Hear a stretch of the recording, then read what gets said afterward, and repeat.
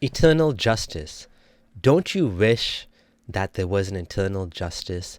That all of the harms done to you, to your family, to your loved ones, or to innocent people in the world, wars started by dictators or power-greedy men that want nothing but to satisfy their ego and to accumulate more wealth? Don't you wish that they could be taken into account? Don't you wish that Hitler, who did all sorts of terrible things and eventually killed himself, would have been punished for what he did? I mean, how could we even punish him in this world? You can't. You can't even punish him because he got away with it. And even if he was alive, could you ever make up for what he did?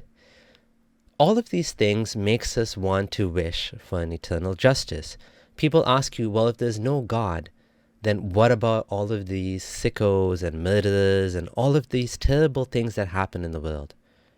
In fact, not just the terrible things done by other humans, but other injustices such as earthquakes or any sort of thing that happens to you that just could be bad luck. Of course, there's no such thing as bad luck if you believe in God. Everything's for a reason.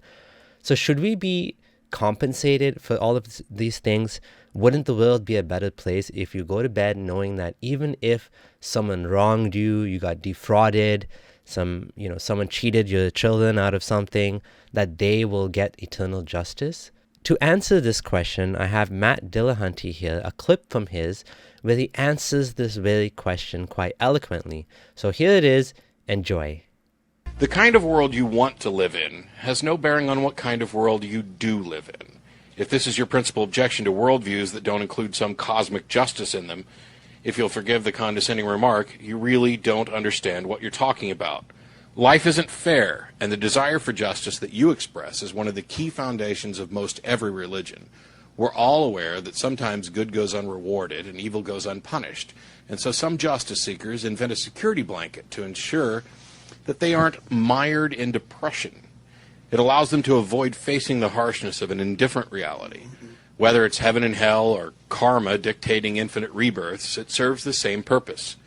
Some of us prefer to actually face reality. Some of us realize that there's no good reason to believe that the universe is anything other than indifferent to our existence and our perceptions of good and evil.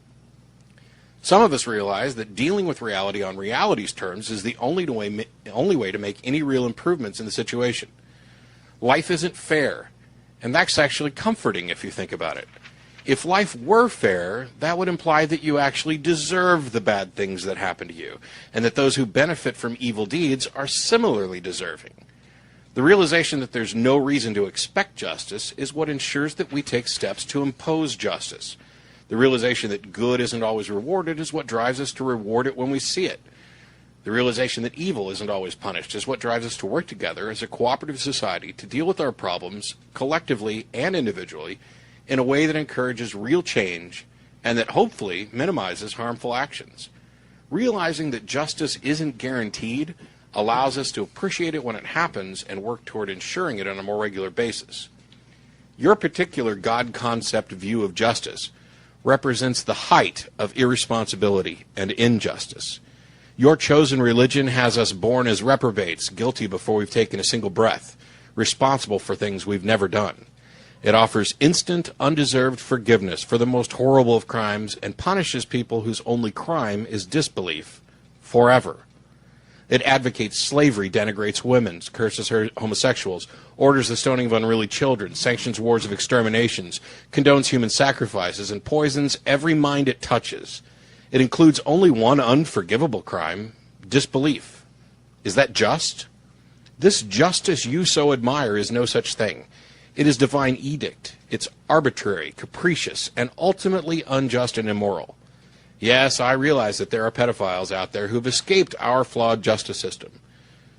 Do you realize that your system says that they're all eligible for an eternal paradise? How does that address your objection? Under the rules of Christianity, the pedophile who escapes justice here can also escape your ultimate justice.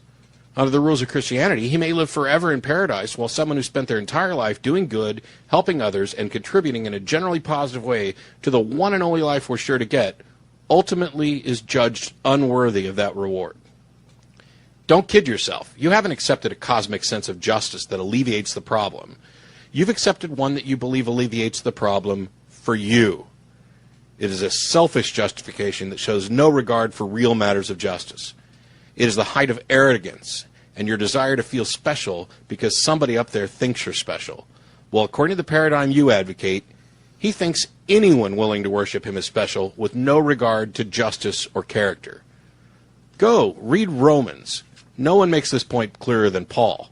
The law was established with full knowledge that no one would be able to fulfill it.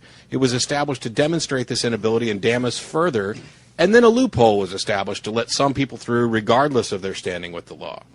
Your religion has made you a slave. It has made you uncaring. It has made you support immorality and injustice while claiming that arbitrary edicts and loopholes count as either. It is a reprehensible lie that poisons the mind and prevents you from understanding reality.